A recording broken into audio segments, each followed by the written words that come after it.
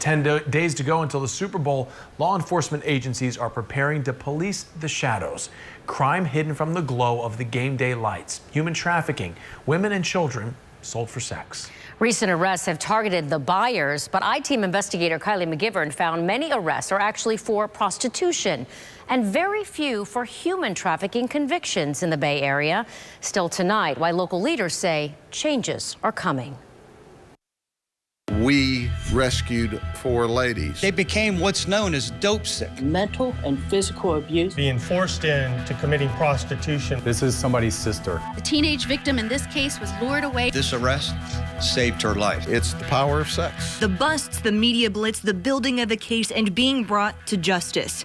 What happens when the cameras stop, mugshots are put away, and life goes on? The Hillsborough County State Attorney's Office tells us after the arrest, the challenges of building a human sex trafficking case grow. The difficulty in the convictions and in actually charging these cases is because the evidence required to prove that someone was actually forced or trapped into this life. And that's someone, a survivor, being willing to stick out what can be a grueling trial and testify against their trafficker. We have had, unfortunately, some cases where we did not have a victim to go forward, and to come back to court and reopen those wounds can be very traumatic. Jennifer Johnson, chief of the Special Victims Unit, says there is often a strong bond between a victim and their trafficker. Breaking that bond can be very, very difficult because they have relied on them for so long, for so many things. For housing, food, they may also have children with their trafficker, making it even harder to leave. The I-Team found over 3 years, the Hillsborough County State Attorney's Office convicted 1 person of human trafficking a year. The most recent, Darian Peace Jr. in 2019, sentenced to 30 years for trafficking a 15-year-old runaway. Would you like to proceed with your post-trial motions? That single conviction a year, a slight uptick from 0 human trafficking convictions in years prior. But is it enough?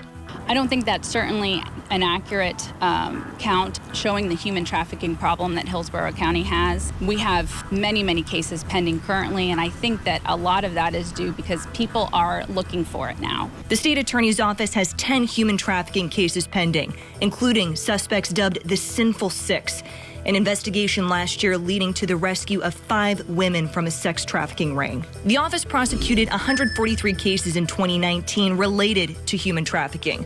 We're talking charges for soliciting sex, transporting a person for prostitution, and working as a pimp. That's more than 5 times the number of similar cases prosecuted 3 years prior. What do you want to see when it comes to convictions? We have more work to do, but we're seeing the trajectory go way up. Part of the approach, law enforcement setting up stings to go after the Johns paying for sex. When you talk about eradicating human trafficking, it all comes back to the demand. An I-Team review of the most recent state data found Hillsborough County led the state in the number of prostitution arrests in 2019, more than 300, passing up Miami-Dade and Polk County coming in 3rd. It's the most powerful thing in the world, and it brings down kingdoms. The sheriff's office there, also widely known for its stings that result in the arrests of hundreds on prostitution charges.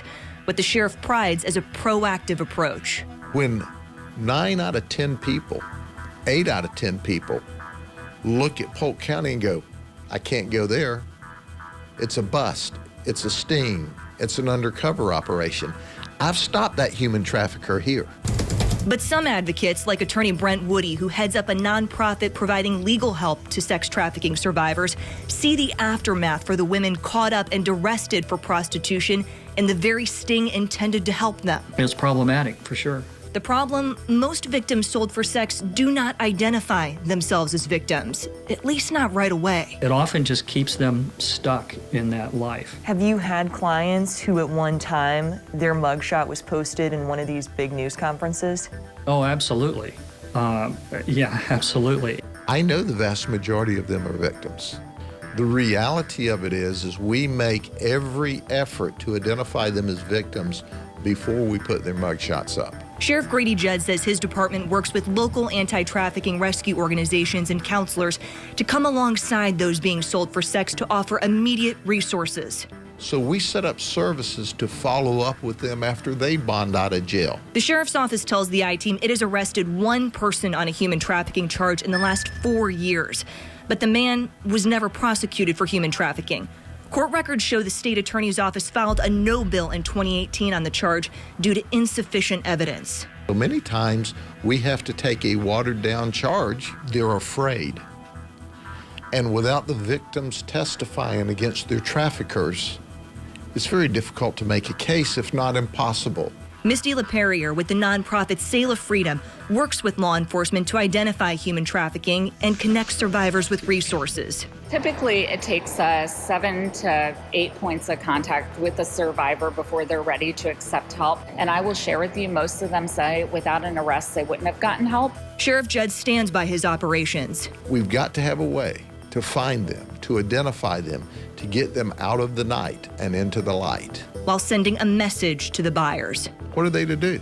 Let the Johns run wild and have no accountability? Let the human traffickers continue to profit off of the ladies, the victims? We're not doing that here.